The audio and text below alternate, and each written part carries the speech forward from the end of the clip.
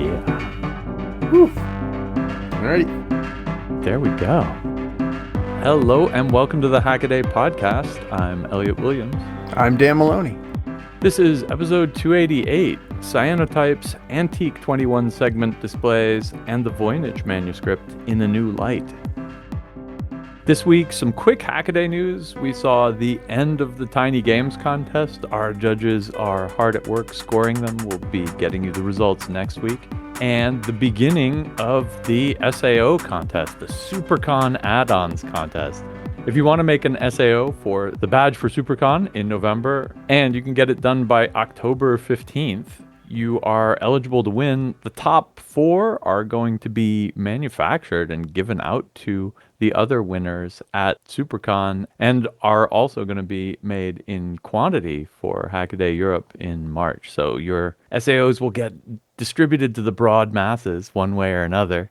And we have tons of honorable mentions to just encourage you to make a fun SAO. And especially if it's your first time doing a PCB project, it's like a super easy first project. So get on it. We've been talking, there have been some spoilers probably about the badge going down on the Hackaday Discord in the badge hacking channel. I'll throw the links to Hackaday Discord in the show notes. So if you want to join on there, you can find out everything that's going on. But basically, we have let on that there are going to be more than one SAO headers on the badge, and we'll be putting serious emphasis on the I2C connectivity. So if you've never made an SAO, feel free to make it just simple Blinky.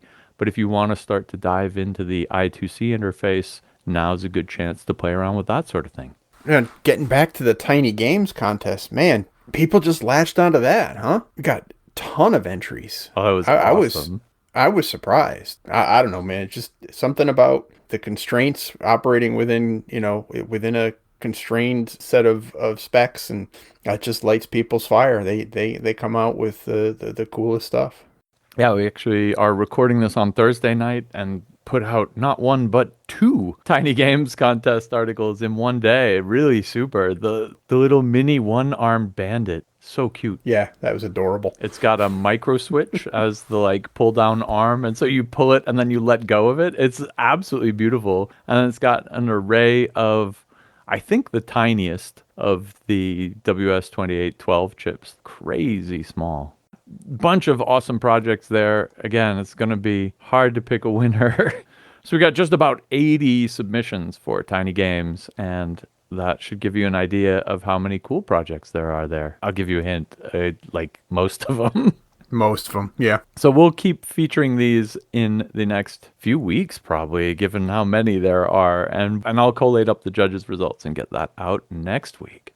Oh, and last but not least, Supercon related news. Design Lab is going to put together an alternative display tech mini museum exhibit. So if you're coming to Supercon and you're able to bring something with you to contribute to that, there's a sign-up sheet in the link, and they'd like you to get it done by September 16th. So that's middle of next week. So if you know you're coming to Supercon and you're thinking, I'm going to bring some flip dots, or I'm going to bring an electromechanical 7-segment display, or anything cool like that, definitely get yourself in the sign up. They're going to have a really cool museum setup. I know that they have already hooked up with a bunch of people in the kind of greater Pasadena, LA area, and they've got a good seed collection already. But get in touch if you have any crazy, unique display tech. Well, shall we head on over to What's That Sound? Let us. This week is a Reveal the Answer week. Last week I played a mystery sound for everyone. 73 people responded, and a whole bunch, 51, got it right. Let's give Dan a chance to see how he does, and then we'll reveal the secret answer.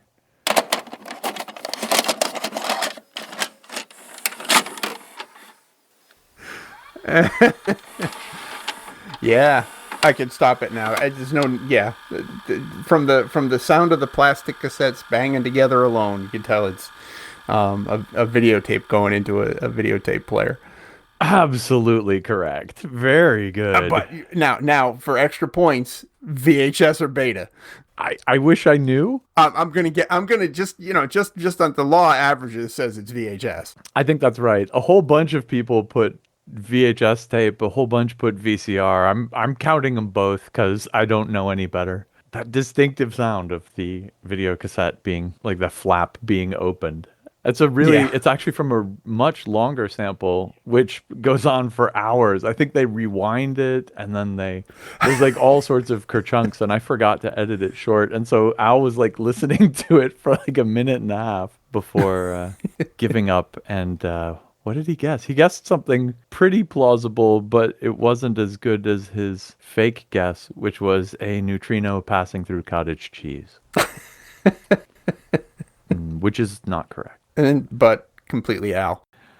We got a whole bunch of people guessing a microfilm reader. They must have had like Wow. cassettes or loading things. There was kind of a loading. You'd load it into the machine and it would hold the film flat or something. I mean, that's the kind of same idea. Not bad. Slide projector. We got the carousel slide projector a couple times. That's a slightly different kerchunk noise. But very distinctive nonetheless.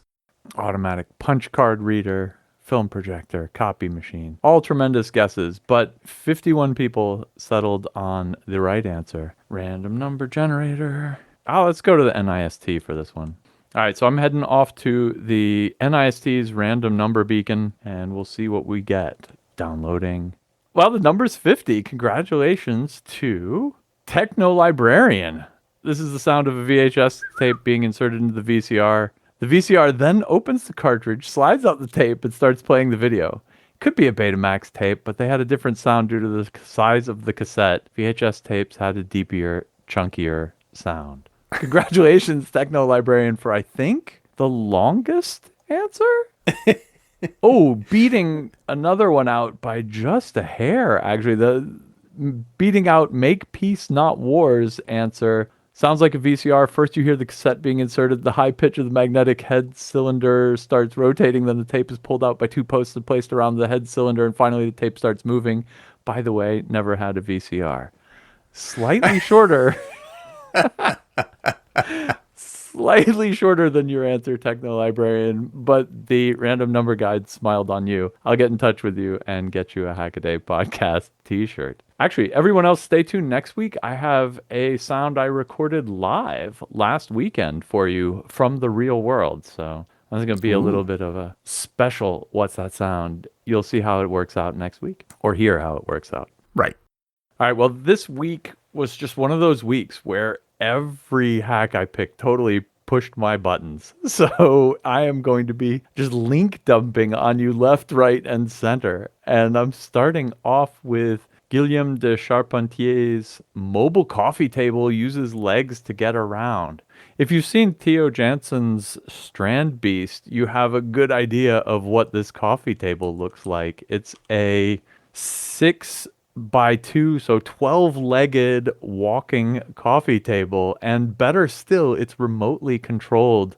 It's a modified wireless Wii nunchuck where all of the remote control brains have been inserted into the case of it, and he can drive this coffee table around. And there's a fantastic video in the post, which you have to click on, of it delivering him a beer. But the reason you have to click on it is not because it's a funny gag, but because this table has an absolutely exquisite walking motion. And the reason for that is twofold. One, it's some really brilliant 3D modeling and CNC carpentry. But the other reason is that he has a self-designed walking gait for this thing. And actually, the linkages are not Jansen linkages at all, but have one extra linkage in them. Anyway, this Carpenter Pod, the linkage in the gate here is custom designed. He built a solver and fed it into a genetic algorithm optimizer and basically optimized for smoothness of the contact point along the floor as it's walking. And so if you watch the video, this thing walks without any leg slippage, which if you're a fan of crazy walking machines, which I happen to be, is one of the real problems with them. And actually, I mean, to say it's a problem with Theo Jansen's work is kind of a mistake because they're meant to walk in the sand where it doesn't matter if the legs slip a little bit. But then if you take a Strandbeest and you try to make it walk in your living room, you find out that the legs kind of fight each other a little bit because they don't move in uniform speed as the foot is hitting the ground. And so without a little compliance there, they actually kind of wiggle and wobble and almost like, if it were a super large one, it would actually probably tear itself apart. Whereas this, the Carpenter Pod, seems to be smooth enough on the floor that it really just kind of goes click, click, click and walks. It's absolutely eerie and fantastic to see. The building of this thing is yet another miracle. It's kind of all 3D designed and CAD'd out, but it's done in multiple layers of bamboo laminate so that he can get kind of surfaces milled on the top side and the bottom side and in the middle all simultaneously by slicing it into three and then gluing the pieces back together. So this ends up being like a carpentry tour de force as well. And then there's the motors, which don't want to run at low voltage. So he needs to have speed control on the motors. The motors don't want to run at low voltage. And he rigs up this incredibly janky, dare I say, hacky solution where he has voltage controllers. So instead of running them PWM'd at 24 volts, he instead puts these voltage controllers, step down voltage controllers in there, and then has Hall effect sensors on the motor to tell how fast the motor's turning, and it builds this entire closed loop feedback system to like raise or lower the voltage on the voltage controllers to make the motors move at the desired speed. That is the wrong solution, but it works so well, I have to say it's right. Success is a hell of a deodorant, as they say. Tell you what. The smoothness of the movement on the tabletop. I mean, it's got a beer and a bowl of chips or something like that on this, and it skitters across the floor. And there's so much activity going on underneath that you figure it's just got to vibrate this stuff off. No, that stays rock solid.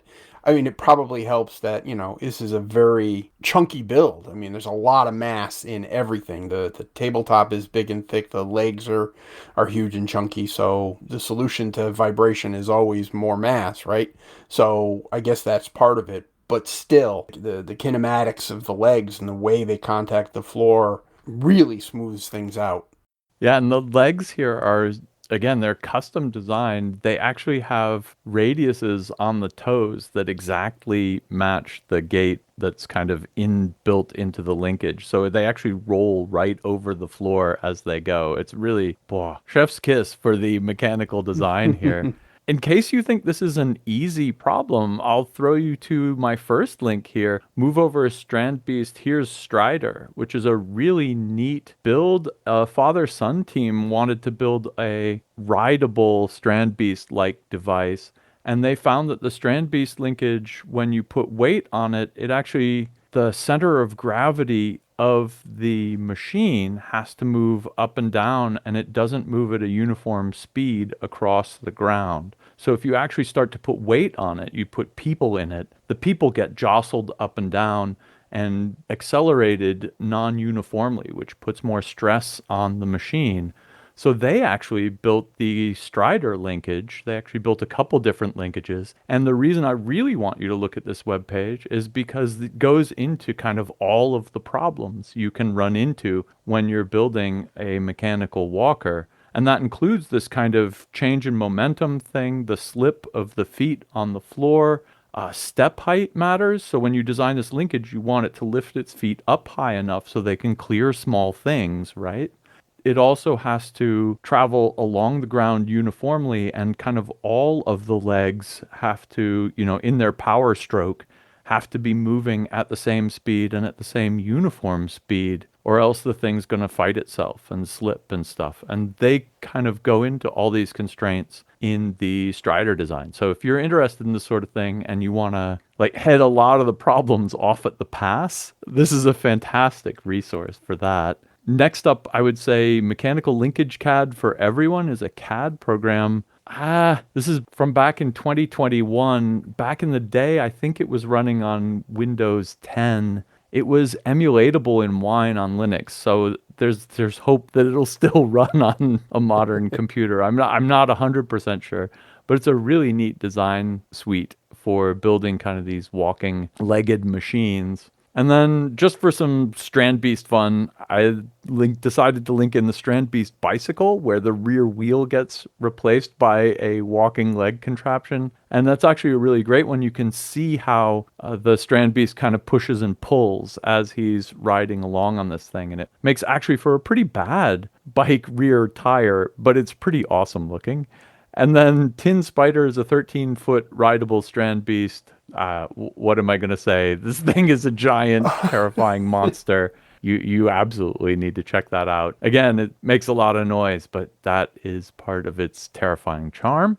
Oh yeah, and last but not least, I forgot, Gilliam, at the very end of his post, apparently some people had tried to rebuild his linkage that he actually drew it out for us, and he's got the actual specs of his Carpenter Pod linkage here, and you can make your own. Some people have already got designs simulated, at least. I don't know if anyone has actually printed it out yet.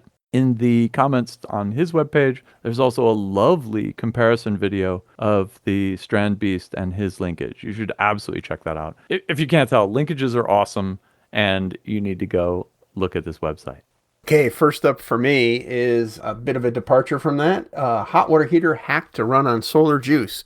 This is by a fellow named Daryl, who is basically using a water heater as a battery for a PV system. And let's just get it out of the way. Yes, Lewin put hot water heater in the title. It's okay. It's redundant maybe, but get over it. Go to the ATM machine and put your PIN number in and you'll be fine.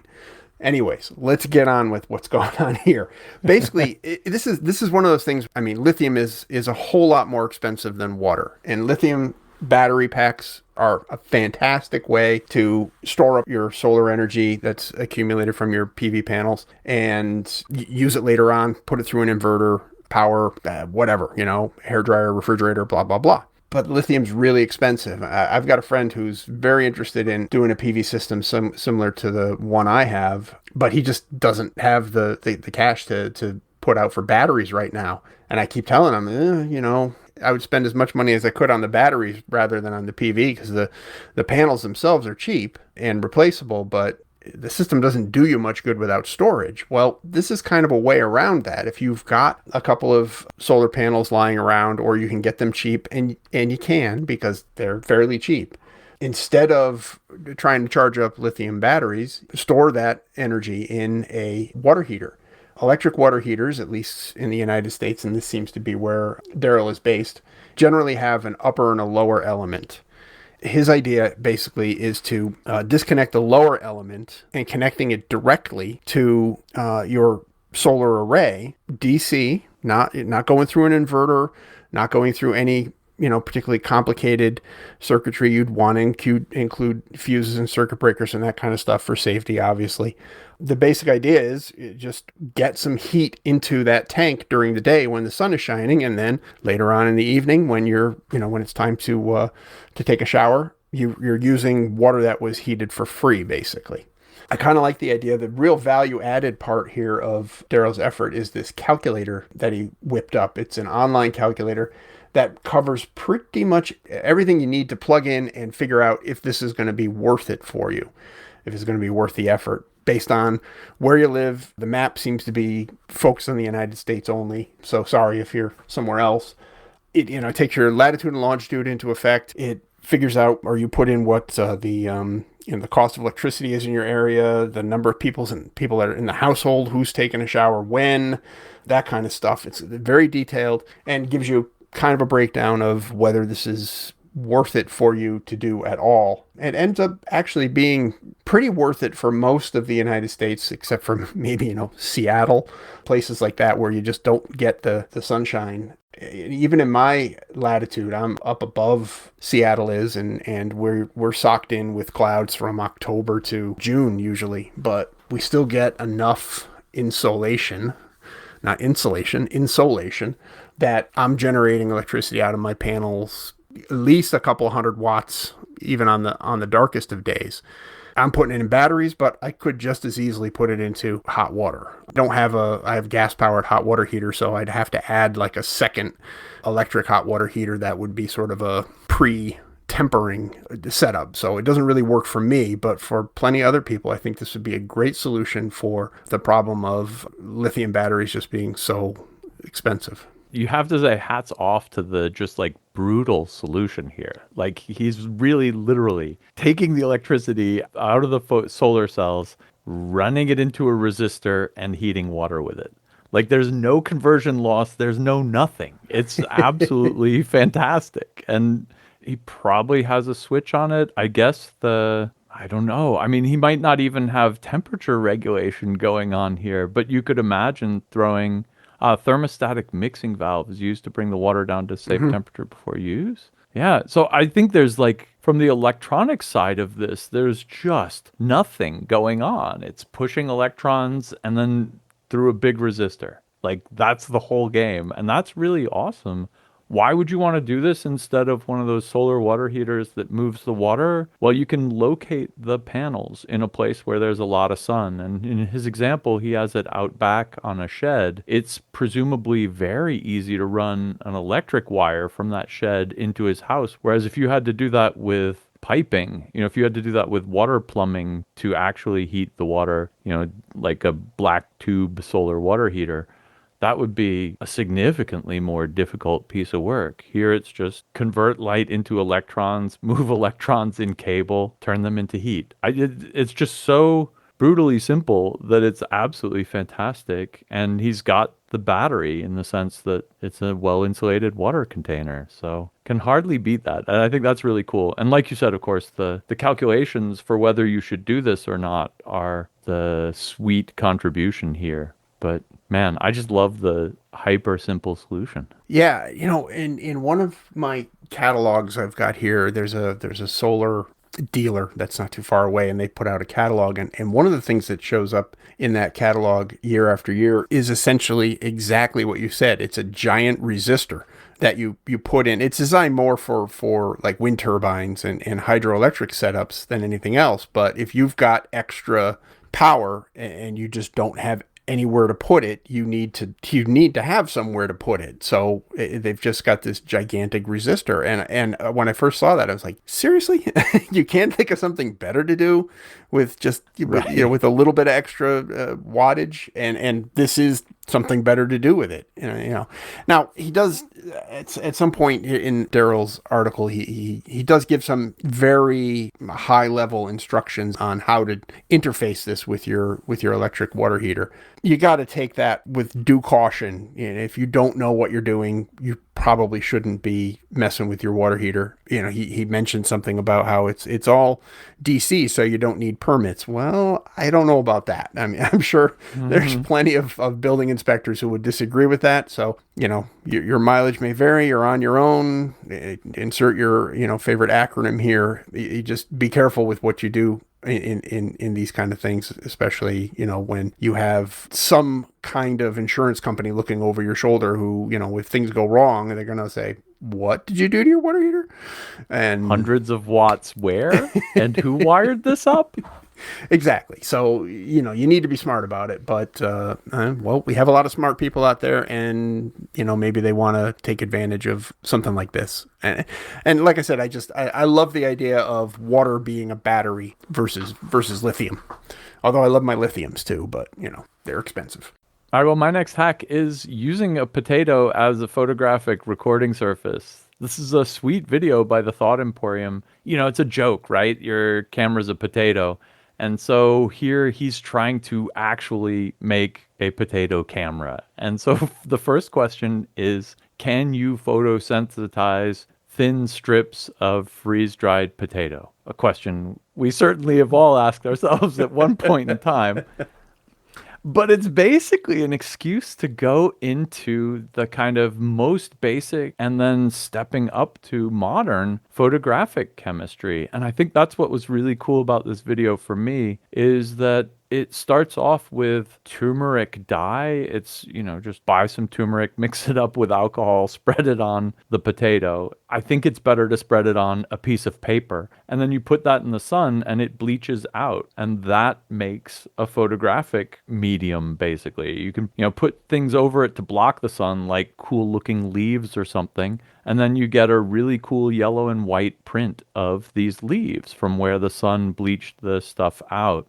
He then moves up to the next step in complexity and basically redoes the cyanotype. And this is based on an iron, he's using iron oxalate. People use iron citrate. Anyway, an iron-containing solution where the sun changes the iron from one state to another, and it gets that really nice blue tone out of it that you associate with blueprints and, well, because that's literally what it's from, but it makes a neat photographic recording surface, and I think that's what he gets as his best results with the potato, because it doesn't sink in so much, and it offers a really nice high contrast. But then he adds the next level of complexity here, which is adding extra chemistry. I think he sprays it with a borax solution to intensify the colors after exposure. And so it's not quite as simple as the just like bleaching. There's an actual chemical reaction going on here that he can then use to get further results from.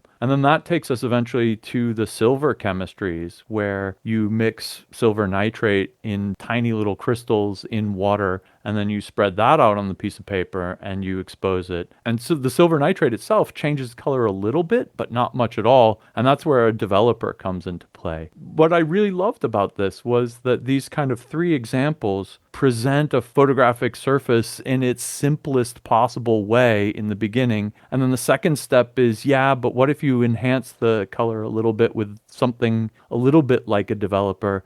And then the other one is, but then what if you use a chemical silver that relies entirely on the developer but gets you a lot more contrast? And so you kind of step through the late 1800s development of photography. Really, really love that. This sent me on a deep rabbit hole about cyanotypes because they're really, really, really cool. The iron chemistry there responds primarily to UV light, to blue light, and so you want to expose it out in the sun. And these old blueprint recording machines used to do it by like burning a filament super hot, or later doing like mercury lamps and things that give off a bunch of UV.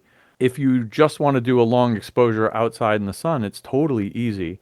The chemistry is deadly simple and cheap. You can paint it on super large surfaces and, go expose it in the sun. I think that's really cool and really flexible, actually. And the particularly Hackaday links that I want to throw you to here are one from 2019, use blueprint process to print on fabric with lasers, where artist Shuwei Chia has he basically coats the fabric with the solution and then exposes them with a UV laser on a turret driven from far away. It sits on a tripod and it goes zap, zap, zap, and it exposes it. So this is a really cool kind of blend of the super old method with kind of a modern fun and interactive programming exercise, I guess.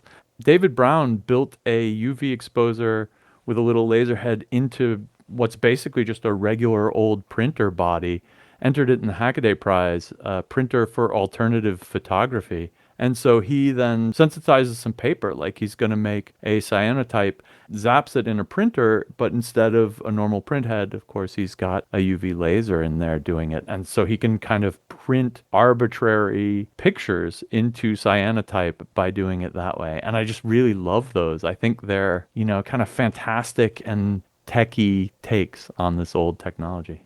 The fun part here, too, with this is that he not only did the experiments to see if the potato itself would be a recording medium, but also saw if it was possible to use the potato itself to cast the light on the potato image receptor.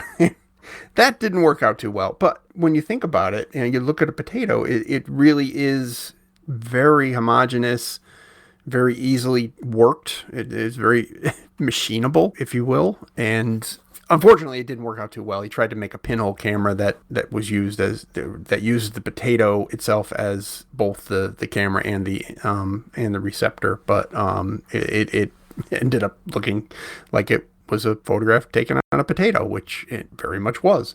Cool concept, a lot of fun, and surprise, and of course you got Mr. Potato Head as a subject, so staying on brand. Next up for me is semi-related to Potato Vision, shedding new light on the Voynich Manuscript with multispectral imaging. The Voynich Manuscript, if you haven't heard of it, is this 200-something page handwritten book from time unknown, maybe, medieval times. I think it's been specifically dated to the 1400s or 1300s, something like that. I forget exactly when. And it's handwritten in a script that nobody knows what it is. It doesn't seem to be any particular language that anybody has ever seen before. It's full of these fascinating little illustrations, strange number of them involving women in bathtubs. Who knows who did this thing? It became the Voynich Manuscript, is named after one of its owners, a bookseller who purchased it somewhere along the way. But what this thing actually is and says, it has been a mystery for centuries now.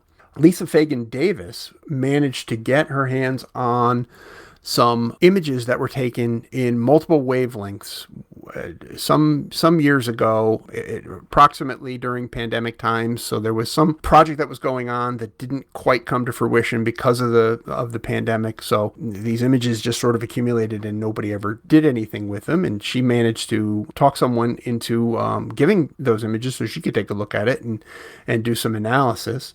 And it turns out that there's a lot going on in these vellum pages that you can see when you start using multiple wavelengths of light. And multispectral imaging is just a fancy name for I threw a UV filter on it, or infrared, or whatever. So basically different color filters. A similar thing would be like when we talked about Voyager before. They used multispectral imaging to get those beautiful color images of Saturn and Jupiter when they were doing their flybys, but they did it by imaging first in this wavelength, second wavelength, third wavelength, putting them together. And there were other wavelengths that were also taken that don't result in particularly useful images, but still good data that they analyzed. The important part about imaging medieval documents and you can really go down a rabbit hole if you click through and read the link. Scientific paper, journal article kind of thing. It's it's basically a blog post, but it's extremely detailed and goes into some very, very interesting detail, like the fact that medieval inks all generally contained iron. Rust, iron oxide, was one of the components, and that's really handy because it binds to vellum, parchment, whatever's being written on at the time, so that when the other stuff, which invariably was like lamp black and ox gall, when that stuff flaked away or evaporated or was rubbed off or something, the iron was chemically bonded to the molecules in the vellum. And even though it's not terribly visible under plain daylight or visible light, you could still get at it with multispectral imaging as it's reflected for UV. You got to go through the whole article to basically see what's going on there. There's a lot of room for false positives because multispectral imaging is sometimes it's a little bit too efficient, and it can actually, you're starting to read stuff that's on the other side of the page or stuff that got transferred because two pages were together. So there can be some confusion, but basically to be able to look kind of almost inside the paper or the vellum has been a huge a benefit to studying documents like this. Did they find the secret decoder ring for this? No, probably not. Was it something that was written by aliens? No, probably not. That seems to be a common thing with any of these mysterious documents that show up. It's got to be aliens. But no, it doesn't. The one interesting thing that Lisa Fagan Davis did discover is a string of 3 columns of characters. There's a column that is standard alphabet A, B, C, D, E, and next to that is a column that seems to line up, and it's these Voynich. these Voynich characters that are specific to this document, this script that nobody seems to know. So it's almost like a Rosetta Stone is embedded in there that you couldn't see in anything but, under multispectral analysis.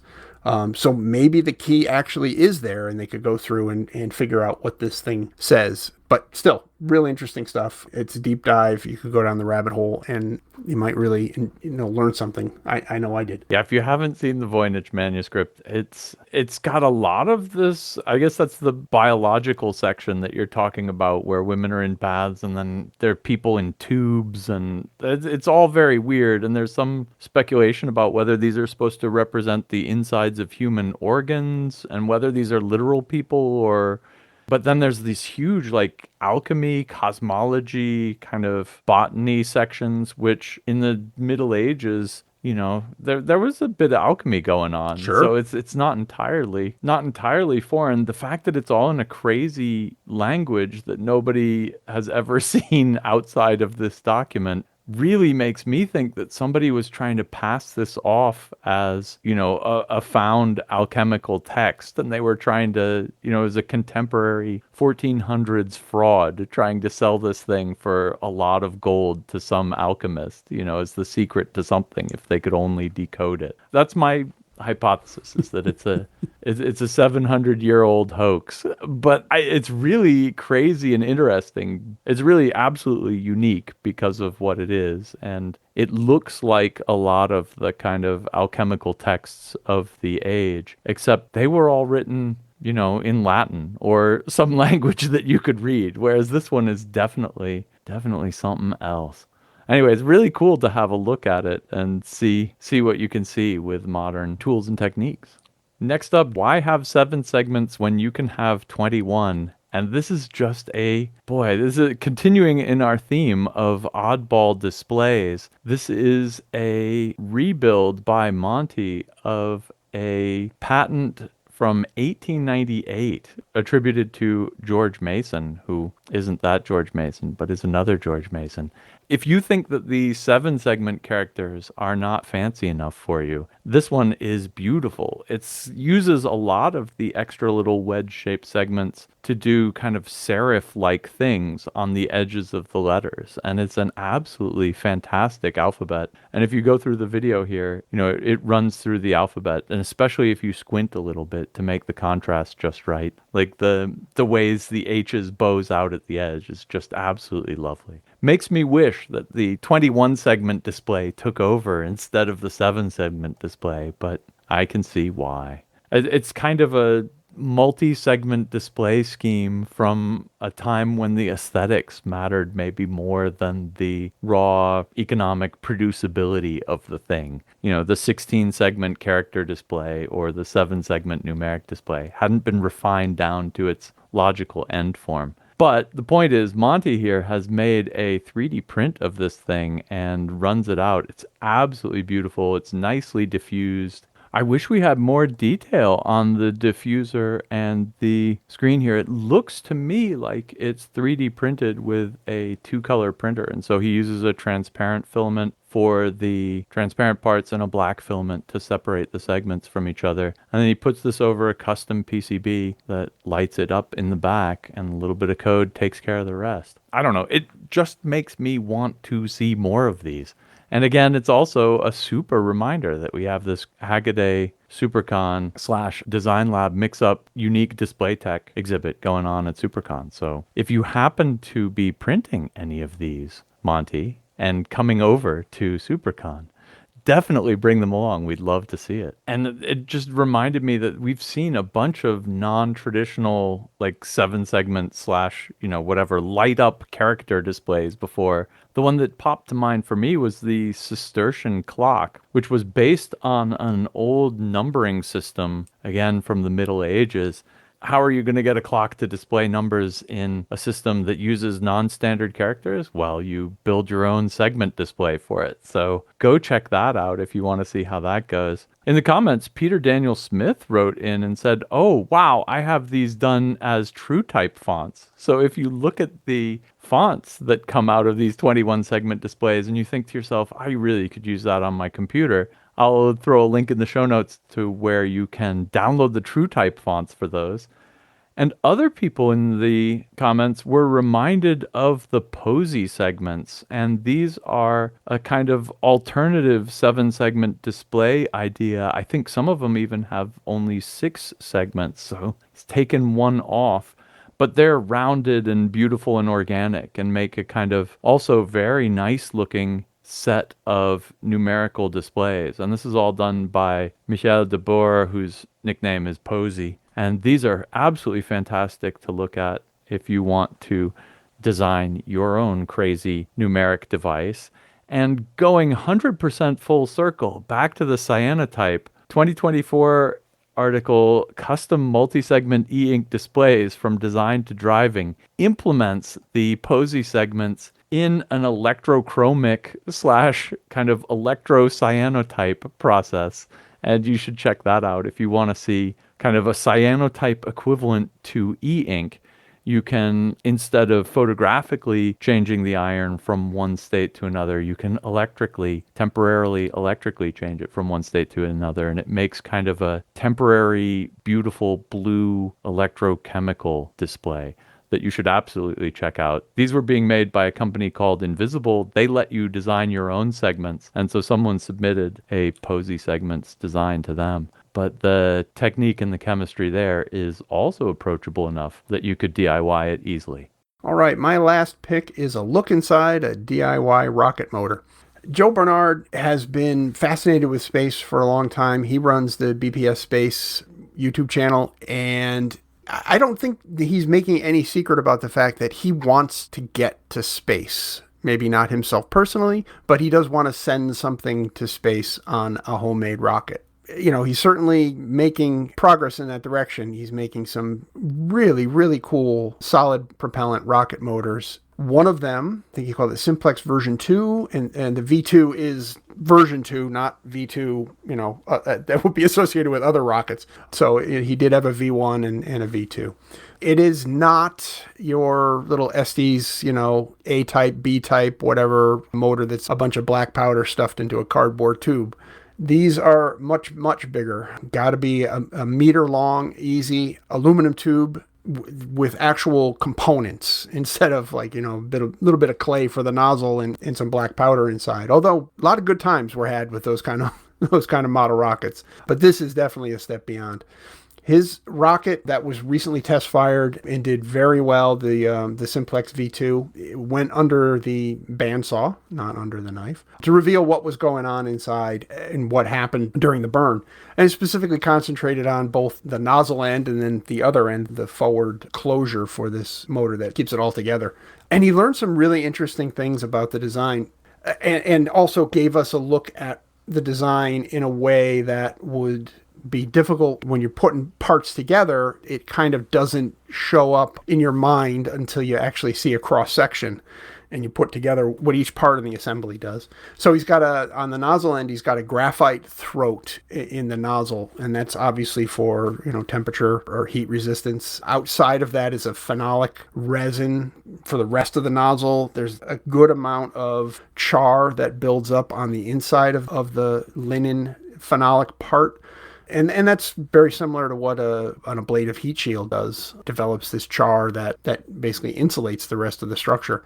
He does an up-close and personal look at different places where different materials come together. Like, for instance, the entire inside surface of the aluminum tube that forms the main container, the hull of this rocket, is coated with spin cast. I think he calls it a secret goo of some sort, a mystery goo that is basically a heat shield. He basically just puts this tube in a lathe and puts the goo in there, and then centrifugal force kind of moves it out to an even layer on the outside on the inside of the tube. And once it hardens, then he's able to put the fuel in, and the fuel is ammonium perchlorate for an oxidizer and a binder of HTPB resin, So butadiene is the B in that. So it's basically like one of the components that comes out of or that goes into ABS. And then the main fuel itself is alumina, powdered aluminum. And that's all burned away now, of course, because we've undergone a test, and he sees what the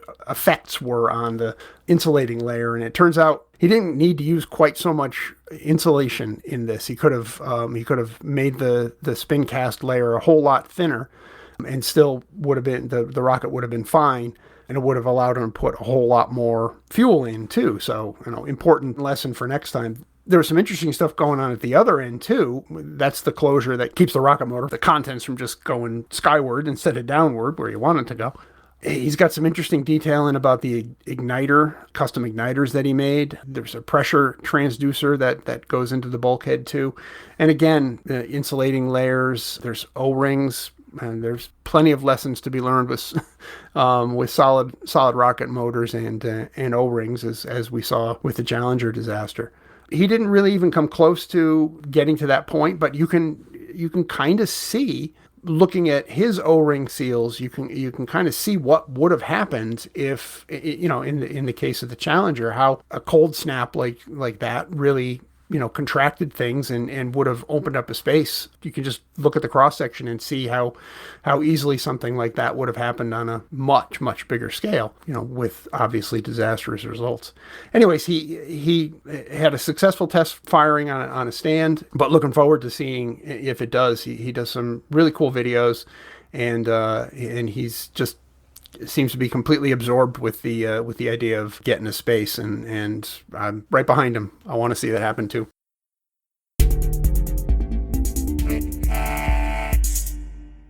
For quick hacks, I'll start off with InkyCal makes short work of e-paper dashboards.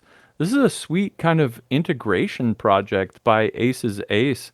It's a bunch of Python code that works with a whole bunch of popular serial e-ink displays and a Raspberry Pi.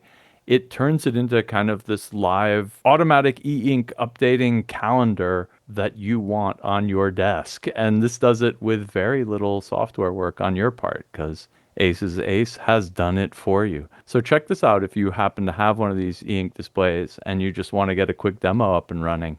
Tech Beret Microsoft Sculpt keyboard lives again with RP2040. Microsoft's Natural and then their following Sculpt keyboard are all discontinued. Some people totally love them. The Sculpt in particular was a wireless keyboard, and between its Wi-Fi unit and the little microcontroller that drives it, a lot of them have ended up brain dead. What he's doing here is swapping out an RP2040 in to make it a functional desktop peripheral again.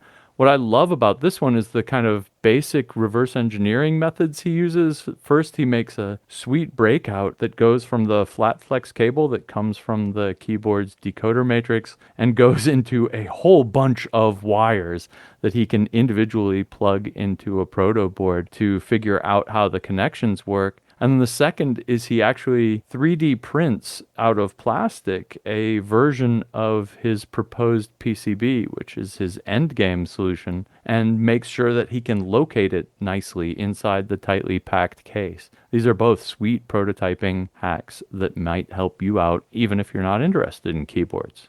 And last up, this is more of a today I learned than a hack. Cruise ship lengthening surgery. All the cool companies are doing it. Maya Posh wrote this one up. It's absolutely hilarious. It's about jumboization, which is apparently if you own a multi-billion-dollar cruise ship and you wish you had a bigger one, you can cut it in half, insert a new chunk of cruise ship in the middle, weld the whole damn thing together. I guess you have to sand it down and repaint it, and off you go. It's really interesting because, of course, all the motors and all the hard work in a cruise ship is either all the way fore or all the way aft. The middle is just kind of where the people are. So, cut out a hunk of people and throw it in. Only costs you like $80 million to upgrade your hyper large cruise ship instead of having to buy another multi-billion-dollar cruise ship. Totally economic sense. Okay, first up for me on my quick hacks is the Apple Watch is an ammeter. Now, I gotta say, when I first saw this, I saw amateur instead of ammeter. So I figured, whoa, hey, all right, and something amateur radio, Apple Watch. I can see maybe. No, it's nothing like that. Basically, what this is taking a 3D printed form that fits over the face of a Apple Watch and then wind some magnet wire around that and run a current through it. The internal magnetometers in the Apple Watch, and then you do a little math and you figure out what the current through that wire is. It's kind of clever. I don't know that it's got a lot of uses. I think you could probably do the same thing on a phone. Phones generally have magnetometers in them as well. But still, it's JP3141 came up with an interesting and unusual application for his Apple Watch. Next up, the science of coating steel with Zachary Tong over at Breaking Taps. He did a deep dive into Parkerization, process that's used to turn steel black, but in a way that's controlled and provides a protective oxide coating on the outside. It's a fairly simple solution or a very simple process as these things go. It's basically just a couple of solutions of manganese and a little heat and a little acid and some washing and some phosphoric acid and a little bit of alchemy kind of thing, and then you can turn parts black. But the interesting part about this is that Zach has quite a microscope setup, so he was able to throw this parkerized part under the microscope and see what happened to the surface. And it's pretty fascinating, the crystals that develop there, and you can kind of see why it creates a black coating, because there's plenty of places for light to go in and get trapped. And you can also see a little bit about how it sort of toughens up the surface of the steel. Pretty interesting stuff, short video, and well worth the watch. And finally, glowing egg is a one-oof solution for tracking cycles. Hats off to Christina for the Title Pun of the Year award, and apologies for my French pronunciation. But still, this egg that is used to track certain cycles that people might want to track, natural cycles. I suppose it could be used for tracking anything cyclically, but this is actually a real egg from a backyard chicken that has been blown out and then carefully pierced with a bunch of holes. Add some LEDs, add a glass globe over it, and then you've got a reminder of where you are in a cycle.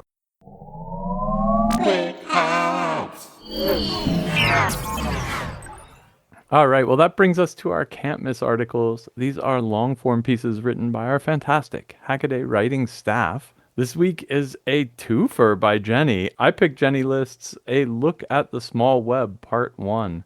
This article set off a wave of nostalgia in the comments. It's basically about taking the web back to its roots. And if you think about the late 90s when HTML was new and the World Wide Web was supposed to be this kind of interlinked dictionary of hyperlinks where a bunch of text documents could refer to each other. Kind of a lot like what Wikipedia has become, frankly. But then everything else happened to the web.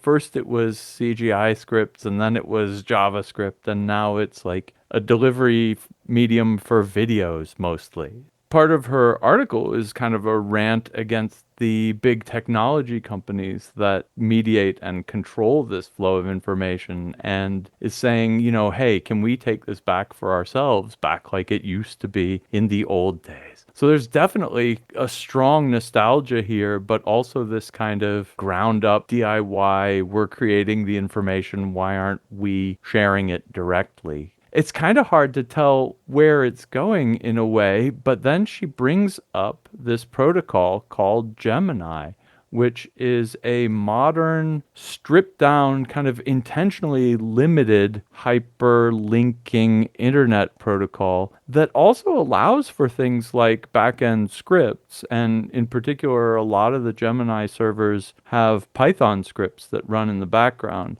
But it's basically for kind of what today we'd call static web pages, except static web pages with kind of something like CGI scripts in them. So it is kind of a return to this early days of the web. It's also so minimal, it kind of harkens back to the old Gopher protocol, which was in the very early 90s kind of a competitor to HTML. I guess the concept with Gopher was of a giant file system where each what we would now think of as a web page was a different file, and there was a central directory, and of course they could all link to each other, I guess Gopher was prior to the idea we now have of the web. And so it didn't have all of the flavor of that we do now. It came out of kind of a library system and how to organize data that way, but then also the like literal disk file system idea.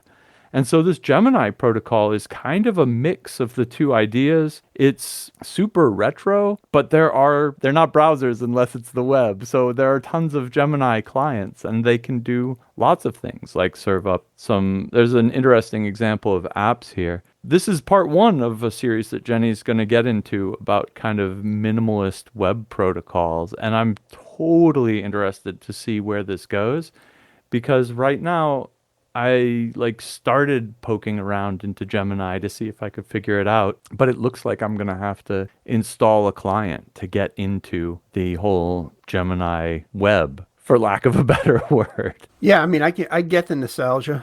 I remember I started my career basically in 1994. And it was like right on the edge there of the web becoming a thing. Before that, I had been in grad school and we had one Macintosh for the whole lab, and there was, that was it. It just basically, you wrote some papers on it, and that was about it.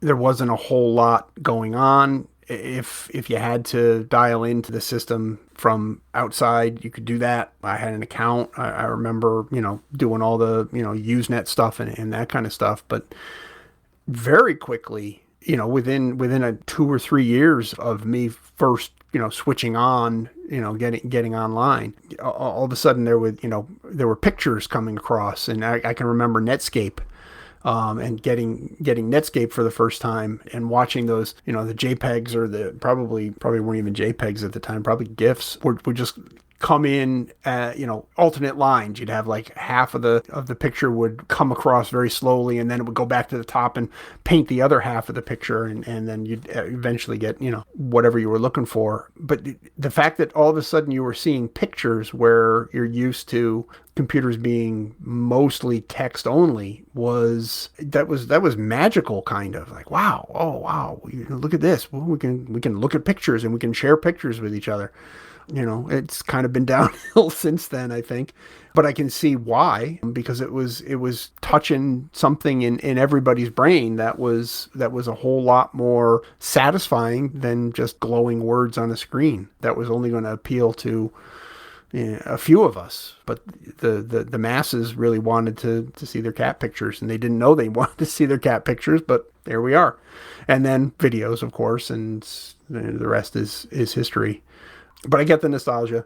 I don't know that I want to put a whole lot of effort into turning back the clock on this one, but still, I appreciate the effort of and simplification as opposed to Corey's and shitification. This is the opposite of that, and I do appreciate the effort. This also seemed to really interest a lot of people in the comments, and one thing that came up repeatedly is that there also is kind of a parallel movement within the normal HTML world, within the normal web, of people serving up static web pages or simplifying things to be just HTML plus CSS. And it's amazing what you can do with just some clever CSS code and a little bit of HTML plus, some nice graphics, et cetera, et cetera. At some scale, this really is all you need. That's kind of the alternative. Gemini is forcing you into a much smaller, intentionally restricted playground, but it has the cost of disconnecting from the bigger web, whereas you could easily also just, shrink your own web pages down and make them fit. And I think one of the things that Jenny finds super interesting about Gemini is that because it's so stripped down, a web page is just a few K and it loads instantly, like absolutely instantly, which I think is a really neat experience, probably. And then that's kind of, you mentioned wow, it's really cool to see images. I remember in 1994 when images were coming across, they'd come across line by line by line on Netscape. The image itself was on a bad connection back then, anything but instant. In fact, it kind of slowed the whole thing down. And nowadays, of course, we put up megabytes worth of video preview on a website without even thinking too hard about it. But even with our super fast data transfer, we're still paying the cost of noticeable loading times. And, if you go through any of the web design stuff, everybody's like, you got to make your web page lighter because long loading times drive people insane. And I know that personally to be the case. And so it does kind of make this much simpler web idea interesting. And then I think, well, here I am being a hypocrite. We run this gigantic web page. Why don't we run Hackaday that way, right? Why don't we just knock all of Hackaday down to static web pages? And I'm thinking, well, let's see. We've got, 50,000, 100,000 posts, and we have to run ads on them because that's how we pay the bills.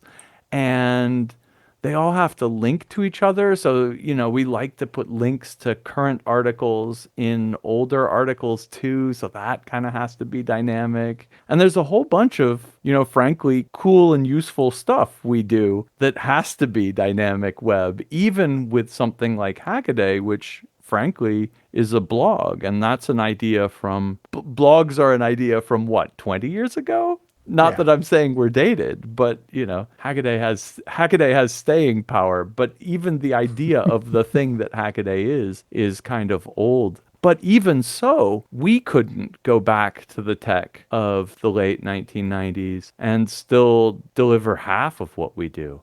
And so I really like the idea of the small web for kind of personal pages, and there must be some things that fit this format better than others.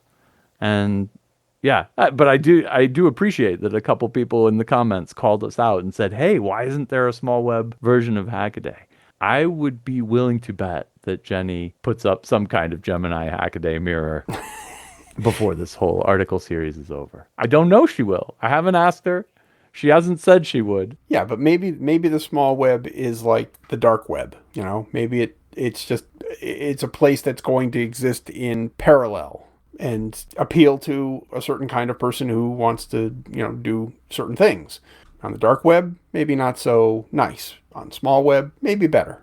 Yeah, it's interesting. I so want to see where this is going, and I'm going to be continuing. Well, I mean, it's my day job. But I encourage you to follow along with the small web series when she gets into part 2.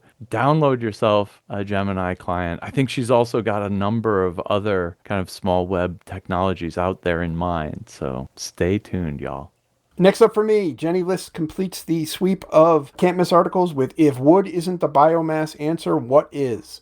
I get the whole thing about biomass. When you really think about it, like 90% of our energy comes from biomass, one way or another. Yeah, okay, you throw a log in the fireplace and you're heating your house, and that's biomass, obviously. Coal is biomass, it's just fossil biomass. Petroleum, same thing. Natural gas, same thing. It came from biomass, algae, plants, whatever it was. It's fossilized, and that turns it into fossil fuel. I get it, but you're taking ancient biomass material, biological material, burning it and turning it into energy. But biomass has a specific meaning in this case, and it's replacing the fossil fuels, leaving the fossil fuels where they are, and replacing their energy content with current biomass, so things that are currently or recently alive and didn't go through that fossilization process first. So that includes things like wood pellets, wood byproducts, different kinds of grasses and other cellulosic material, a huge number of options for what can be burned to produce energy. And the idea is that burning these things is carbon neutral because you're basically taking the carbon out of the air with current growing stuff, chopping it down, drying it out, burning it, releasing the carbon. That carbon then goes back and goes through another cycle of that because you're going to now collect more biomass that incorporates that carbon dioxide. And so it's kind of a closed loop. It doesn't increase the amount. But there's a lot of caveats to that. I mean, the cycle of growing and harvesting is pretty protracted in most cases. And there are very fast growing crops that can be turned into biomass that can then go on to be burned right away. The faster growing things tend to have a lower energy content, is my understanding. So, when you chop down a 50 or 80-year-old oak tree and put that in your wood pile, heat you all winter, good quality heat, very comfortable. Everything's great, but it took 50 to 80 years for that tree to get up to harvestable size. That's a long turnaround cycle. And the thought is that the carbon dioxide released from that biomass is going to take awfully long time to get back into plants that are going to be able to, close that loop. That's a problem. If you're looking to decrease the amount of CO2 that you're emitting, then increasing it in the short term is the exact opposite of what you're trying to accomplish. The key to probably to making this work is shortening that cycle, and so finding things that actually grow quickly, have a decent heat content, go through the whole grow, harvest, burn cycle, and then have that CO2 go back right away into current production or the next generation of production. And that ends up not being easy. Yeah, I'm with you. I think the closed cycle is a really tempting idea, right? And it's just kind of using the plants to hold the energy in, and then you burn it out of them later, and the CO2 goes out, it gets back into the plants, it goes back out, it goes back into the plants. That idea is great. But like you said, as long as there are, bigger, older trees sitting around and they're easier to get the heat out of, or as long as there's coal or oil, that's just going to be the preferred solution because it's economically preferable, period. And that part, I think, is kind of the downfall of these ideas. It is interesting, though, and Jenny does say that in the UK, at least, there are these kind of straw burning power plants. And I do think that's interesting.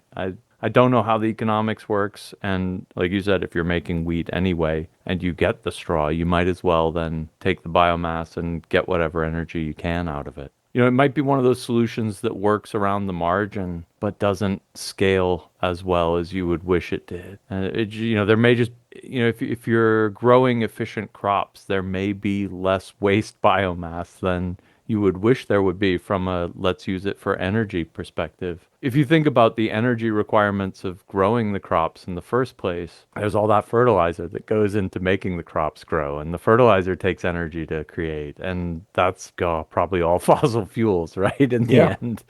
So, is this really going to be the solution? I don't know. There's something that's just so clean about, solar, wind, even nuclear in comparison. It isn't caught up with all these other things like humans need to eat, or the need to create fertilizer to make the stuff grow, or what it does to the land, or. I mean, there's just like a rat's tail on this one that goes for a long time. It's interesting, and it is kind of thought-provoking, and it is kind of seductive, because the idea of burn trees, grow trees worked for humanity, from our caveman days up till we discovered fossil fuels, basically. So, it could probably be made to work again on some scale, but I don't know. Just in my personal case, when I was, in a situation where I could heat with wood, we had 10 acres and, I could never have outlived those trees. You can't cut down that much wood, but if the three neighbors, me and my two neighbors who were in the same area, we were all lived off the same common driveway. If we decided, all three of us, that we were going to heat all three houses, build a outdoor boiler or something that would then, send hot water to all three of these houses and heat with that, even that wouldn't have scaled. It would have been a full-time job for at least one of us to just process firewood enough. It's a lot of wood. 128, cubic feet of wood is a lot, and multiplied by 5 is, 5 times as much. It's a lot of work. It took me the entire spring and part of the early summer to get the wood set up and drying for the coming winter. Increase that by a factor of 3 to service everybody in that one area. That would have been impossible. A power plant is just a multiplication of that, that serves thousands of people or hundreds of thousands of people, and it just doesn't scale, at least for wood. A different biomass, perhaps. But I think, like you said, it is at the margins, and so is solar and wind. You have to site it someplace where there's sun or wind, and some places aren't windy enough, and some places aren't sunny enough. And so, build those plants where you can, make them part of the energy mix for sure. and probably do the same with biomass, but I don't know that you can put together enough of these individual solutions to completely replace your dependence on fossil fuel. So that wraps it up for this week's Hackaday podcast. Thanks very much for listening. We had tons of links today. Head on over to hackaday.com/podcast and check them all out. And if you see anything cool or do anything cool, write us an email, tips@hackaday.com. And until next week, Keep on hacking. now I have to go look it up. Damn it. Why do I say things? It's just, I get myself into corners I'm unprepared for. Oh boy, what am I going to say about this one? My wife got bitten by a yellow jacket the other day. Not stung, bitten. It's just like, this is the fucking weirdest thing I've ever seen. We'll just fix it. We'll just end it there and nobody will get mad. I promise. You can't promise that. You know you can't promise that. We didn't mention the fact that it's going to be Friday the 13th when they hear this either. All right, yeah, we're done. Good.